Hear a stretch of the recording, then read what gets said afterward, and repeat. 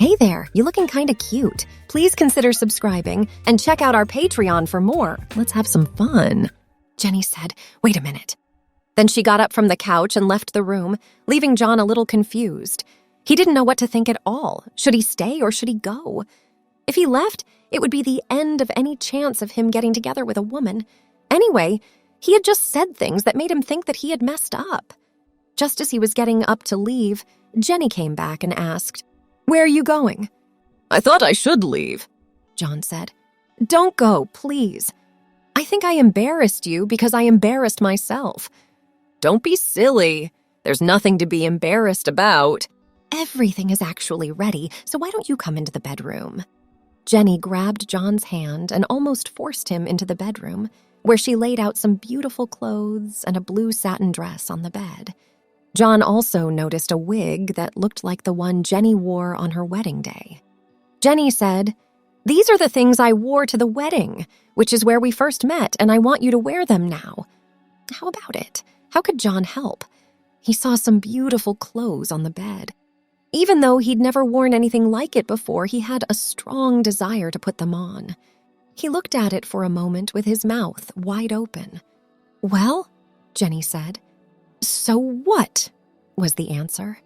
"Are you going to wear these clothes or not, if you'd like?" "Thank you." Then there was a kiss. Jenny continued, "John, I just want to ask you one thing. If you wear my clothes, will you please make sure you are ready?" "What do you mean?" "Well, shave your legs first," he said, "if you like." Jenny took John to the bathroom and showed him where the razor was so he could shave his legs and other body hair if he wanted to. As he went into the bathroom, she gave him her dressing gown and told him to wear it when he was done. John was happy, anxious, and excited about what could happen soon. There was one thing, though. He decided to do it because something inside him told him to. John did what he needed to do in the bathroom.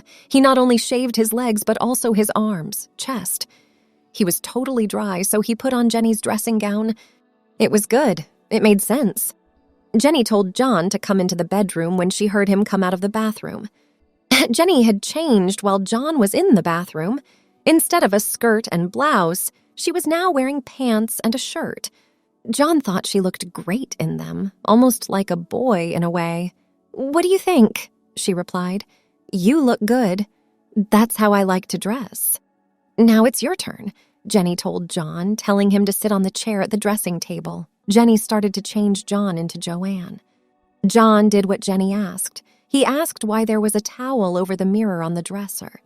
Jenny said that she didn't want him to see himself until she was done because she thought that would be nicer. First was the eyebrow plucking, which John didn't like very much, but didn't say anything to show this. Next came the foundation cream, which Jenny carefully and slowly spread on his face.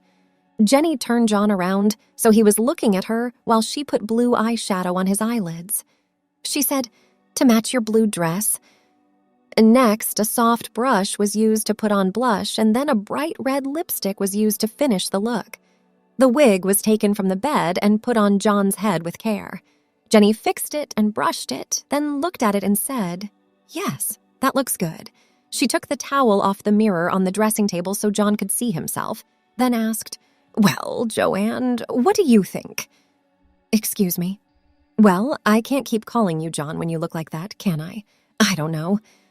At that moment, John or Joanne didn't care much about names, because all that was on his mind was the reflection in front of him.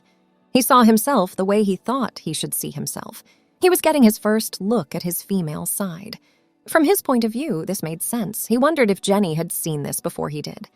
By this time, he had long since given up any hesitation about wearing women's clothes. As far as John was concerned, he couldn't wait to put on these clothes that were on the bed, and if that made him Joanne, so be it.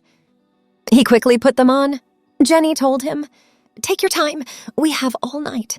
You see, I don't usually wear things like this. I only bought them for the wedding and for tonight." "Oh, I see.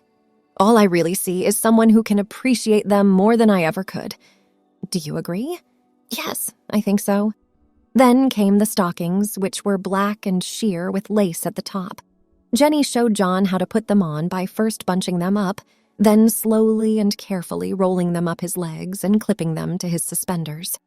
He felt good, in fact. He felt great, but he was still wondering why. Jenny asked John to stand up, so he put on his socks and followed her to the long mirror on the other side of the bedroom. "What do you think?" Jenny queried. John didn't say anything because Joanne was standing in front of him in her beautiful undergarments. "Well," Jenny said again. After seeing himself in the mirror, John thought of Joanne as himself, but Joanne still didn't say anything. Jenny, who was starting to worry, asked John, "Are you okay?" When John came to, he replied, "Yes, I'm sorry, I went too far. I thought you were going to call me Joanne now, though." "I did, for sure. So, Joanne, what do you think?" "It's nice, and I like it." "Should I, though?" "Sure, why not, if you like it." "What about you?" "How about me?" "Well, what do you think of how I'm dressed?" "Put it this way, since you started dressing like this, your shyness has gone away, and you're more sure of yourself." "Yes, I am. And to top it all off, you look good." Do I? "Yes, but let's finish getting you dressed." "Okay." Jenny led Joanne from the mirror back to the bed, where she lifted the full slip from the bed, put it over Joanne's head, put her arms through the straps, and let it fall down over his body. As the slip fell down around her body, Joanne shivered with pleasure at the feel of the silky material.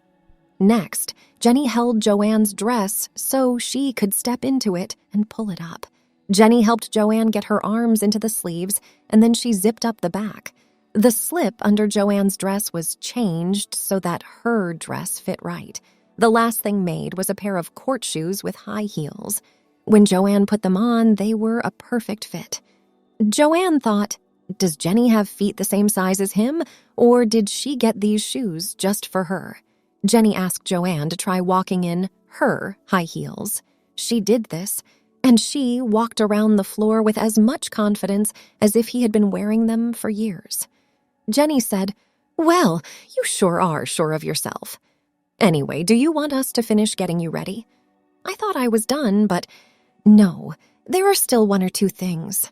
"Fine," said Joanne as she sat back down at the dressing table. Jenny asked to hold out each of his hands while she painted each nail with bright red nail polish. As Joanne finished each hand, she had to be careful not to touch anything until the varnish was dry. One of Jenny's watches was wrapped around Joanne's left wrist, and a gold bracelet was wrapped around the other. A gold chain was put around her neck to match the bracelet, and clip-on earrings were put on her ears to finish the transformation. Joanne got up from the dressing table and was told to look at herself in the long mirror as she really wanted to be. Jenny asked again, "So what do you think? I can't believe I look like this," was the answer. Jenny continued, "I've seen pictures of men in women's clothes who will never look like anything else and will never, ever look like a woman. But there are some men who look better as women than they do as men, and I think you are one of them. So, Joanne, welcome. Welcome to the world of women. Should I really be like this?" said Joanne. Jenny said, "I think so." "So what do I do now? So what do you want to do right now?" "I'm not sure. I don't understand. Let me put it another way. Are you happy being Joanne?" "Yes, that's why I don't understand. Don't worry about it. If you're happy that way, you should keep going that way. Gotta go?" "Yes, must go. Think about this. Do you want to change into a self-assured, attractive woman or a shy, somewhat girly man? I think you know the answer." "Well, you know where you need to go. But how? Would you like me to help you?" "Yes, but what?" "Well, to begin with, why don't you move in with me?" "Are you sure?" "Of course," she said. "Then what? Let's see what happens." "Why are you doing this for me?" Joanne said, her voice now rising with worry.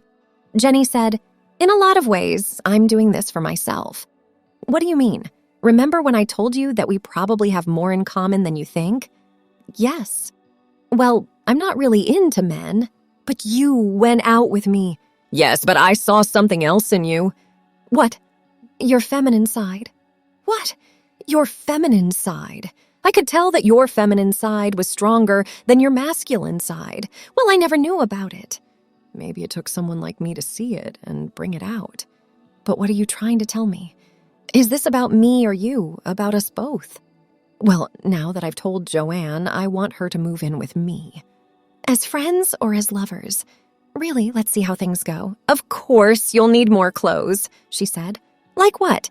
Like everything, like bras, ties, slips, blouses, skirts, dresses, and anything else you might need. Yes, I will, won't I? Maybe we can start tomorrow. Okay, but what about tonight? Well, dear Joanne, I'd like you to stay with me tonight. I have a dress for you to wear at night. Actually, I bought the nightgown for myself so I could use it to try to get you to like me as John. I've never worn it. I was going to convince you to wear it. Oh, I see. But I don't think any convincing will be needed now. You're probably right. Joanne thought about how much had changed in the last few hours, from being a very shy man with no confidence to being a woman who was no longer shy and full of confidence and looking forward to her new role in life. Work and their friends were bound to cause problems in the future, but Joanne didn't think about those things right now. Jenny actually suggested that they sell their house and move to a new place where Joanne would be accepted as a woman right away. This seemed like the best way to do things. Thanks for watching. Be sure to check out Patreon and follow us on Twitter. Have a wonderful day.